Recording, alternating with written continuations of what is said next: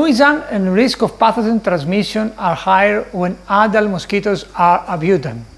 Therefore, adult mosquito populations must be maintained as low as possible.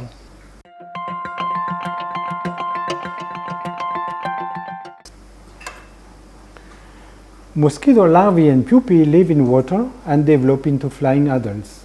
Female mosquitoes fly away from their breeding sites to seek blood.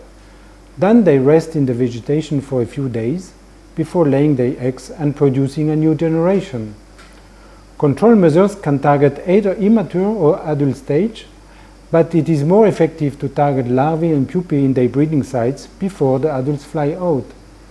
Focusing on larval breeding sites is also more environmentally safe.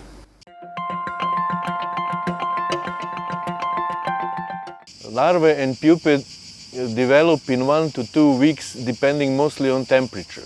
Higher temperature favor a shorter development time. Therefore, interventions on breeding sites must be more frequent during summer than during spring. Effective control can be reached only if larval sites are managed in both public and private properties. Artificial breeding sites are the main source of Aedes invasive mosquitoes. Any man-made item that can hold the water can also hold the larvae. These include discarded containers such as buckets, garden items, and used tires.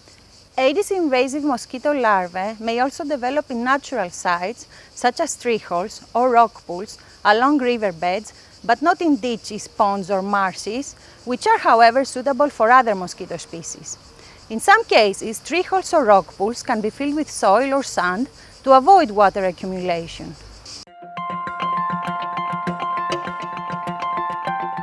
Besides man-made containers in streets, parks, cemeteries and dumping sites, major larval sites are street drainage systems that collect and hold rainwater.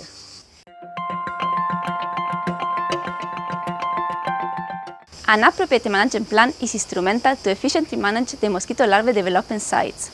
The plan should include mapping the position and the productivity of all accessible breeding sites.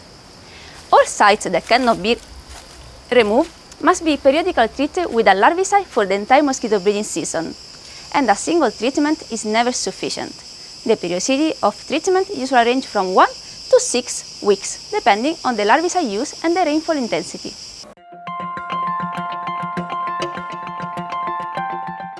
Different categories of biocides can be used, such as natural bacterial toxins or chemicals like insect growth regulators. Alternatively, products with physical mechanical action, such as water surface silicone films, can also be used.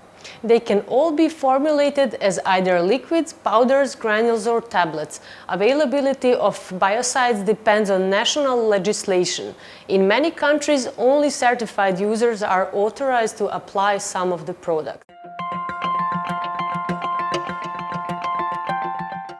Management of mosquito larval sites in both public and private areas is essential. Management in private area might contribute to even more than 50% reduction of odor density and nuisance. To achieve this, municipalities must develop specific information campaigns to educate citizens on how to manage larval sites in and around their houses. Door-to-door campaigns should be implemented and combine professional treatments and citizen education. Citizens should be trained to first remove and destroy cans, buckets and all kinds of waste, any man-made container that collects water. Second, store usable items like a piece of tarpaulin, children's tools and toys, watering cans, wheelbarrows to prevent them collecting water. Third, empty flower pots and dishes once a week. Fourth, cover large containers like rainwater barrels and cisterns with a tight lid or net, or empty them and clean up the inner walls to remove eggs at least once a week. And fifth, treat drainage holes with bioinsecticides. Only joint effort by public authorities and citizens will ensure the success of the control program. A proper handling of mosquito breeding sites in the public areas by local authorities is crucial to encourage citizens to control mosquitoes on their private properties. Citizens should inform the local authorities if they experience mosquito nuisance.